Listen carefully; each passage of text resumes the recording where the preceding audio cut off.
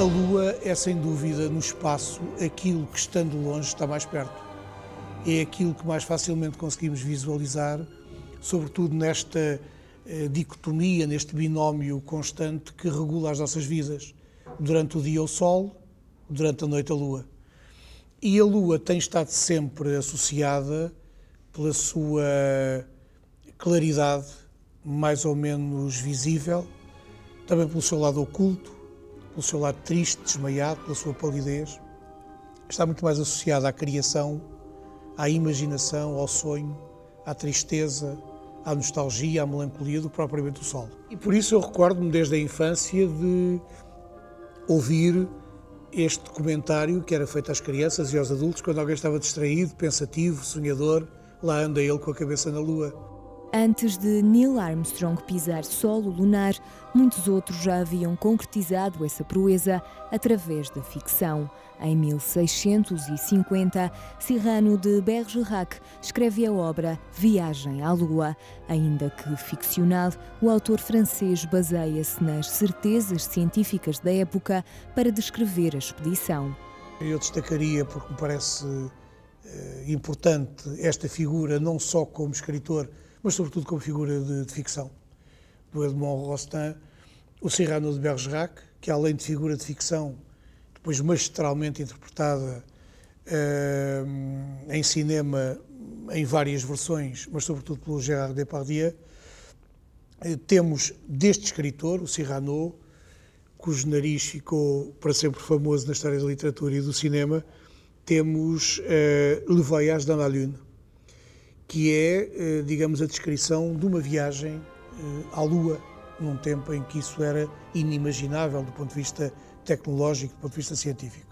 Em 1819, a expedição à Lua ainda era uma utopia portuguesa. É este o subtítulo da obra O Balão dos Habitantes da Lua, de José Daniel Rodrigues da Costa, um dos poucos portugueses a dedicar-se ao tema. Em 1839, Allan Poe traz realismo à ficção quando descreve a viagem de um homem à Lua.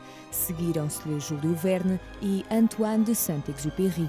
Para um escritor com a prodigiosa imaginação que o Júlio Verne tinha, a Lua era uma tentação enquanto projeto de viagem para um homem que, à maneira do Da Vinci, imaginou e quase inventou tantas coisas que anteciparam a tecnologia que viria a ser confirmada e materializada décadas mais tarde.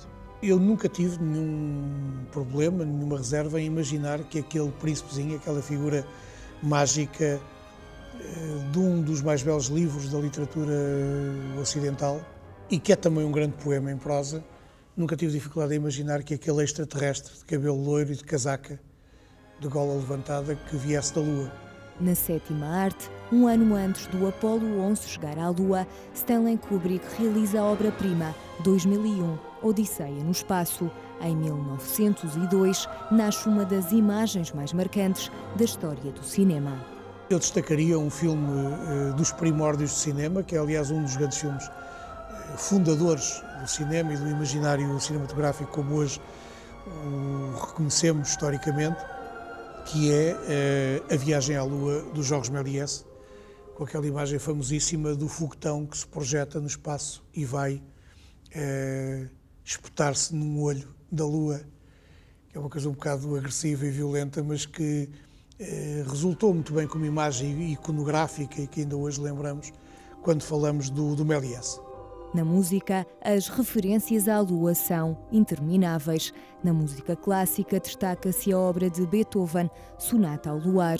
No pop rock, Pink Floyd com Dark Side of the Moon, Surfer Moon de Brian Wilson, vocalista dos Beach Boys, ou, por exemplo, Walking on the Moon, dos Police. Em Portugal, as referências são imensas, desde Lua Luar, de Amália Rodrigues, O Lado Lunar, de Rui Veloso, ou o tema Lua, de Pedro Abrunhosa.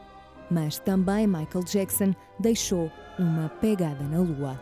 Michael Jackson criou aquele passo fantástico, que também se tornou um emblema, um símbolo da sua presença em palco.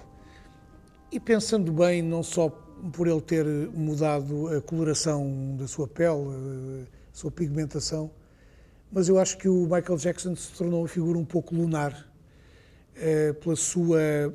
pela vida oculta que ele tinha. Era um homem que vivia numa outra dimensão, sem fazer nenhum juízo moral sobre isto, que agora que ele partiu talvez já não deixe de ser tempo para isso.